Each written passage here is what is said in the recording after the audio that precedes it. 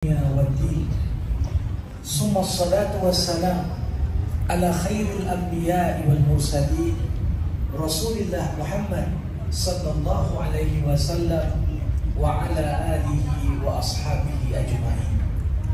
Bapak-bapak, ibu-ibu, saudara-saudari, jamaah Fardu Isya dan sunnah tarawih malam ke-15 Ramadan yang dirahmati Allah Subhanahu wa Ta'ala. Salah satu nama yang Allah sematkan kepada Al-Quran, Al-Quran disebut Nur. Nur artinya cahaya. Dalam firman-Nya, qad ja'akum minallah nurun wa kitabun munir yahdi bihillah man ittaba'a ridwanah subulas salam. Telah datang kepada kalian cahaya dan kitab yang menerangi. Dengannya Allah berikan petunjuk kepada jalan kedamaian. Itulah subulas salam. Jamaah rahimakumullah. Fungsi Al-Quran salah satunya adalah menerangi hati manusia. Hati sebagai penghulu dari segala anggota tubuh manusia. Apabila hati hidup, maka hiduplah organ yang lain. Apabila hati ini mati, maka mati pula lah organ tubuh yang lain. Karenanya manusia yang hidup pada hakikatnya bukan sekedar manusia yang bernapas. Hidup dalam makna yang sebenarnya ketika hati kita senantiasa dicahayai oleh cahaya Allah. Agar hati ini hidup, maka disinilah perlu manusia senantiasa berinteraksi dengan Al-Quran. Jamaah rahimakumullah, bulan suci Ramadan sebagai bulannya Al-Quran, pastinya lebih banyak kita membaca Quran dibandingkan waktu-waktu yang lain. Bulan Ramadan sebagai bulannya Al-Quran, bagaimana agar cahaya dapat menyinari hati kita semua? Maka berbagai interaksi kita dengan Al-Quran harus mampu kita tingkatkan. Bukan sekedar menambah kuantitas ayat yang dibaca, tapi lebih dari itu, tidak ada momen yang lebih baik agar hati ini terus dicahayai oleh Al-Quran, melebihi kita semua mulai membangun budaya mentadaburi Al-Quranul Karim. Para hadirin sekalian, berapa banyak janji-janji Allah di dalam Al-Quran. Allah Subhanahu wa Ta'ala memperkenalkan dirinya, Innallah la yukhliful mi'ad. Allah gak pernah ingkar janji. Ketika seorang hamba membaca janji Allah di surah Al-Baqarah, mathalul ladzina yunfiquna amwalahum fi sabilillah kamathali habbah ambatat sab'a sanabil fi kulli sumbulatin mi'atu habbah wallahu yudha'ifu liman yasha wallahu wasi'un alim. Perumpamaan orang yang membelanjakan hartanya di jalan Allah seperti 7 benih yang melahirkan 100 bulir dan biji. Bagaimana? Lewat ayat yang tadi saya bacakan, Allah berjanji, berapapun sedekah yang kalian berikan, berapapun belanja yang kalian keluarkan, semata-mata untuk mendukung perkembangan dakwah dan agamanya Allah, maka sesungguhnya janji Allah, sedekah itu berpotensi dilipat gandakan bahkan hingga 700 kali lipat. Makna kita mentadaburi ayat ini apa? Ketika membaca janji Allah, kita yakin akan kebenaran janji itu, seakan-akan apa yang Allah janjikan lebih dekat untuk terwujud daripada apa yang sudah kita miliki. Kadang-kadang di kantong ada uang sekian, kita merasa lebih dekat uang yang di kantong dibandingkan apa yang Allah janjikan. Makna tadabbur memposisikan diri pada ayat.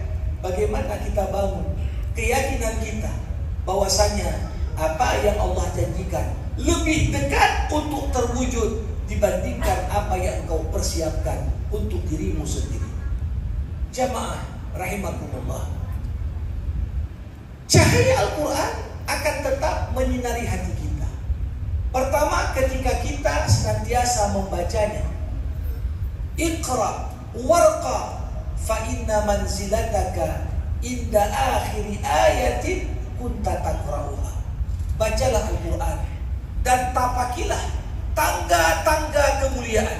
Sesungguhnya kedudukanmu di sisi Allah sampai dengan akhir ayat mana yang engkau baca. Ini menunjukkan pada kita semakin kualitas dan kuantitas bacaan Quran kita bertambah, kita seperti menapaki tangga untuk makin dekat kepada Allah. Yang kedua, membaca saja tak cukup. Bagaimana agar hati ini mendapatkan cahaya Quran? Maka apa yang dibaca perlulah kita dukung dengan dipahami. Salah satu janji Allah kepada kita, walaqad yassarnal Qur'ana lidzikri fahal min muddakir.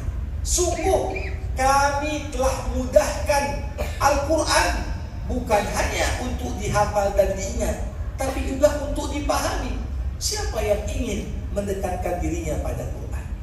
Bayangkan, di masa saat ini tak pernah perkembangan gerakan penterjemahan Al-Quran sampai pada tingkatan bahasa Al-Quran telah diterjemahkan tafsirnya ke lebih dari 90 bahasa dunia.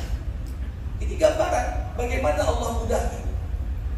Kalau kita merasa tiap perkataan Allah adalah tanda dan bukti cinta Allah pada kita, maka setiap ayat kita baca pasti muncul rasa rindu, ingin tahu apa yang sebenarnya Allah sampaikan pada kita.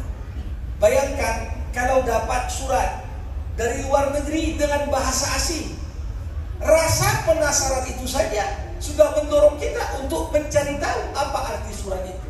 Bagaimana pula dengan Tuhan yang Maha Cinta, pemilik alam semesta beserta segala isinya, yang memiliki 100 kasih sayang. Satu dari kasih sayang itulah kita berbagi kasih sayang dengan sesama. Bayangkan, apakah kita tidak penasaran ingin mengetahui apa surat-surat cinta yang Allah Subhanahu wa Ta'ala turunkan untuk kita? Jamaah rahimakumullah, sudah dibaca, sudah dipahami, belum juga cukup. Cahaya Al-Quran hanya akan sempurna ketika makna yang mampu kita petik. Ini mendorong kita untuk mempraktikkan dan mengamalkannya. Karena dari itu, bayangkan sosok sahabat Umar bin Khattab. Kurang apa Umar bin Khattab? Dikatakan Umar menghafal surah Al-Baqarah membutuhkan waktu 10 tahun. Pada Umar seorang Arab asli, untuk ngapal pastinya mudah. Tapi Umar berkata, aku tak berani menambah hafalanku sampai aku amalkan apa yang kuhafal. Aku tak berani untuk menambah pertanggungjawabanku ketika apa yang kubaca, apa yang kuhafal itu juga jauh dari pengamalan. Bukan pengertian Umar supaya kita enggan untuk menghafal Quran, tapi justru perkataan Umar ini mendorong kita, kalau sudah mulai menghafal Quran, maka hendaklah kita menjadi orang terdepan untuk menerapkan nilai-nilai dan pesan-pesan Quran dalam kehidupan kita semua. Para hadirin yang dirahmati Allah, namun membaca, memahami, bahkan mengamalkan saja tidak cukup untuk menjamin bagaimana cahaya Quran tetap menyinari hati kita. Perlu diingat, sebagaimana yang ditanyakan Imam Syafi'i kepada gurunya Imam Waqi. Dikisahkan Imam Asy-Syafi'i mengalami kesulitan pada momen-momen tertentu untuk menghafal, bahkan untuk memahami masalah-masalah dalam kasus-kasus keislaman. Dia melapor pada gurunya, syakautu ila waqi'in su'a hibzi Aku mengadu pada guruku Imam Waqi, kenapa akhir-akhir ini aku payah menyerap ilmu. Kemudian Imam Waqi fa'arsyadani ila tarkil ma'asi. Gurunya berkata, Syafi'i, hendaklah kau mengurangi dosamu pada Allah, kurangi maksiat dari apa-apa yang dapat membuat Allah murka kepadamu. Wa akhbarani bi anna al-ilma nurun. Waqi mengatakan, ilmu dan pemahaman agama itu adalah cahaya dari Allah. Wa nurullah la yuhda bi'asi. Dan cahaya Allah tak akan pernah diberikan kepada orang yang gemar bermaksiat kepadanya. Jadi agar hati tetap disinari oleh Al-Quran, perlu kita bentengi diri kita dengan segala apa-apa yang dapat Allah murka dengannya dari kita. Karenanya jamaah rahimakumullah, bulan Ramadan bukan hanya bulan Quran, ini jugalah bulan taubat. Ini jugalah bulan di mana kita menanamkan keyakinan maksimal akan janji-janji Allah. Allah tidak pernah menutup pintu taubat bagi kita semua. Bahkan berani saya katakan, semua manusia pasti akan bertobat. Semua manusia pasti akan bertobat. Cuma problemnya, apakah kita tobat di waktu yang tepat, atau sebaliknya kita bertobat di waktu yang terlambat. Potret manusia paling bejat, Fir'aun. Fir'aun pun sebelum tenggelam bertobat. Saat air laut Merah mulai menenggelamkan Fir'aun, apa katanya? Amantu billadzi amana bihi Bani Israil. Aku beriman kepada Tuhannya Bani Israel. Tapi Allah kemudian merespon, wa qad asaita min qablu. Sekarang kau baru tobat di saat sakaratul maut sedang datang menjemputmu. Momen ini bukan sekedar agar hati bisa dicahayai dengan Quran, dengan membacanya, memahaminya, mengamalkannya, tapi jadikan ada jarak antara kita dengan segenap apa-apa yang membuat Allah murka dan mencabut cahayanya dari hati kita semua. Mudah-mudahan apa yang disampaikan ini bermanfaat bagi kita dalam rangka memaksimalkan menjemput gelar takwa di akhir Ramadan. Wassalamualaikum warahmatullahi wabarakatuh.